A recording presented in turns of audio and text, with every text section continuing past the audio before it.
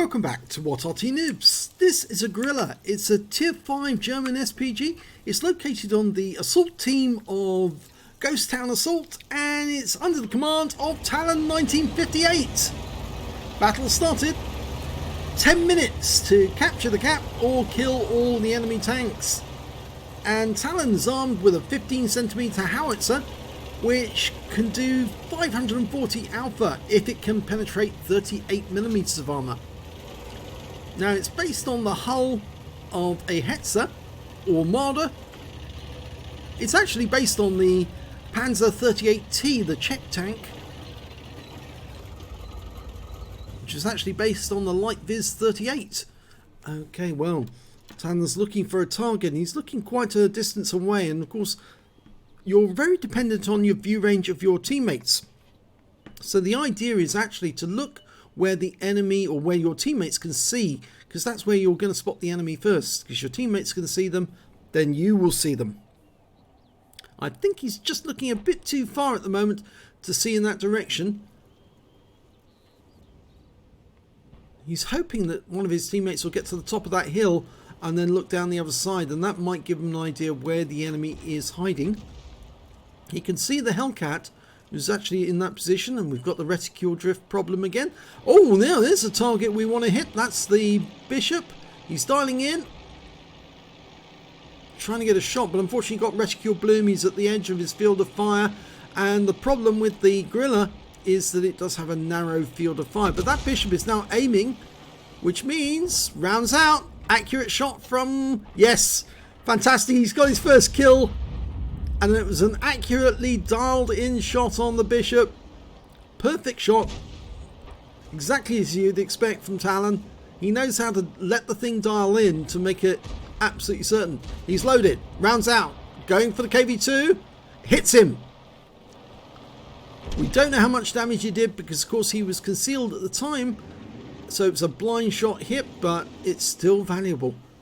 He's looking for more targets. He's found a KV1 this time. He's sitting on that corner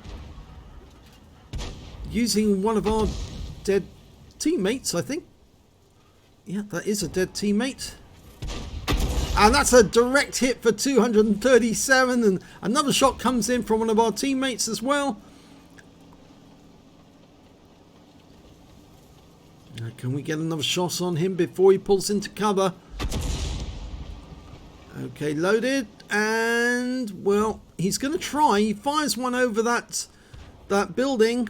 Not sure it would have hit target, but we believe that KV2 is still in that position. We've got a Striv M42 there, and there's another KV2. In fact, that might be the KV2 we hit before because he's lost hit points. I think that is the one we fired at before. So he's moved positions, or has he? No, because the enemy, that's a KV2R, and the other one is the KV2, and there's still his marker on the minimap at the previous position. But we're trying to get a shot onto this Easy 8. Rounds out in that spot, and we immediately move over to the other side of the map because there's a KV2. That's the one we did hit before with a blind shot, and he's now only got, what, 35% of his health? Now it's down to 10. Now we're trying to line up a shot, but he's on the move. Unfortunately, he's moving behind the buildings, which makes it very difficult to hit him.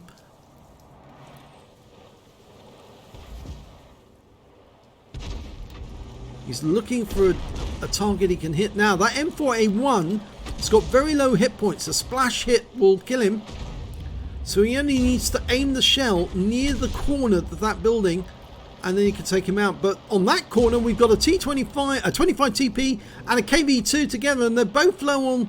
Well, the KV2 is low on hit points. If you can put a shell in there, he fires the round in. This should kill the KV2. Oh, it hits the building instead. Misses the chance to kill the KV2 there. That could be expensive because if that tank fires and takes out one of our teammates, RNG, I'm afraid that it hit the building, or you might say it was the Russian number generator, because yes, some content creators are still saying that there's Russian bias in the game, and I think there is too. Yeah, if you aim at a Russian tank, your shell doesn't seem to go to the target, And if you aim at an American tank, it goes straight to it.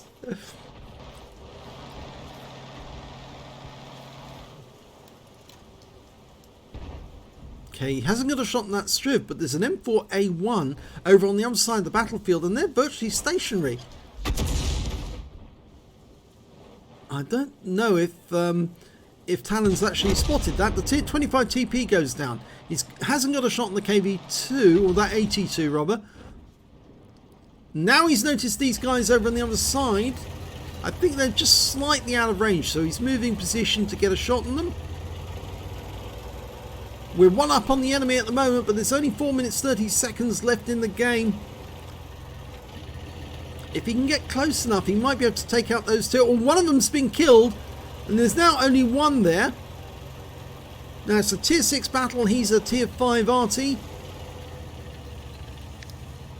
Can he get a shot on that? It's a VK. Is it 2801? It's the tier 6 German light tank. Well, he's changed position. And he's got quite a few teammates on this side of the battlefield, so he will get supported by them. Plus, of course, he might be able to get some good shots on the defenders as the enemy gets spotted. Well, he's looking for that VK, but he's not there. I rather suspect he is there, actually, but he's just very well hidden. Light tanks do have great camo qualities, and we just lost our Stug 3G to that VK. So I suspect he's still there, taking pot shots at our guys as they came over the hill. We fired a blind shot in.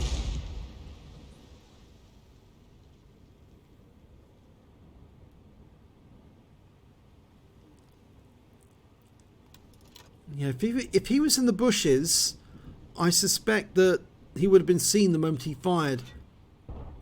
Fires at that bush. No, he's not there. He might have been at maximum. There he is. He was behind that bush, but it looks like he was pulling back to use the bush mechanic to shoot. But now he's pulled forward to see where the targets are, and this is going to pay for it if the shell hits him. Oh, well, it stunned him, and he gets taken out by the P-43 Biz. But we've only got 2 minutes, 36 seconds left on the clock. There's 2 enemies left. They could do it. They need to get 2 guys into the cap quickly. Talon's moving south, well, moving east, I should say, as quickly as he can to get into a position so he can assist and support his team. But it's the P-43 and the T-67 that need to get to the cap, and quick. The cap's being defended by a KV-1S and an M4A1. And we don't know the state of those players, but the M4A1 does have a kill, which means he probably does have some damage as well. And they're getting to the cap. That's the 2-minute warning. Oh, now the T-67 just crashed. And that means that we may not have enough people in the cap to cap out. The P-43's not gone into the cap. And now we cannot win by capping. We have to have 2 tanks in the cap, or we have to find all the enemy and kill them. There's one of them. It's the KV-1S. And he's still virtually full health. Well, he is full health. Dialing in. Rounds out. Direct hit for 175. Unfortunately, our P-43 is taking a hammering from that KV-1S, and we're going to get rescue bloom because we're at the edge of the field of fire and we've lost sight of the target. There he is. Now, luckily, the KV-1S has light armor. And, well, he goes down to the P-43, but that's the last minute, and the KV-1 behind us is not moving. The idiot is still up there. Skunk monster. It appears that he's a bit of a noob. Now he's moving, but it's too late. He's not going to get to the cap in time, and I don't think even Talon's going to get to the cap in time. We've only got 33 seconds left. Even if all of us are in the cap, all 3 players, they wouldn't be able to cap out in time. They found the last enemy. It's the M4A1. They need to kill this guy, and quick. Talon's only going to get 2 shots at most, and the P-43 dies. Rounds out. He gets a hit on the engine bay. You can see the mark on his rear, but he's lost sight of him. Oh, with 5 seconds to go, there's no chance now. That KV1 lost us the game because he sat on top of that hill instead of going to the cap. And, well, there you go. If he'd gone to the cap, he would have seen that M4A1 and been able to do something about it. Oh dear. One player lets you down. And yes, Talon says, I can only hit so many. Well, that's true. There's only so many targets you can hit in this one, and it was a defeat. But it was a defeat because the KV1 on your team let you down. And, well, he got a first-class tanker. He got a bruiser medal for getting at least 5 critical hits. He got 8 in this one. And he got a Confederate medal. He actually ended up with hitting more of the enemy than anyone else on his team. And his win rate from the game was 3,561, which is Super Unicum standard. Let's have a look at the team details. Well, it didn't do the highest damage in the game. That went to the P43 Biz, who stood up against that KV1S towards the end. But unfortunately, he got taken down by that M4A1. He managed to get a high caliber and a top gun for 2238. The VK2801 on the enemy team managed 2118. And the next high score after that was Talon. He managed to get 1,633. And that M4A1, who saved his team, got a Leather Slayer's medal and 1,118 hit points of damage. When it came to kills, it was the P43 Bears. He got 6. The VK2801 got 4. The 25 TP got 3, and so did the T150. Talon only managed to get 1 kill in the game, but I think that may have helped him to actually get the Confederate. When it came to base XP, I'm afraid, yes, the enemy team comes off higher. The 2801 managed 1,035 base experience points. The M4A1 actually came behind the P43 Biz. He managed 752. The M4A1 got 642. And after that, we've got the 25 TP with 525. Talon managed 471, just behind the T150. He fired 14 rounds, got 7 direct hits, 11 splash, no penetrations, I'm afraid. 1,633 hit points, all of it at more than 300 meters. He damaged 8 of the enemy, killed 1, so there's a 7 difference there. So he definitely qualified anyway for the Confederate because it's more than 6. And he also got 505 hit points of stun assist off 10 stuns.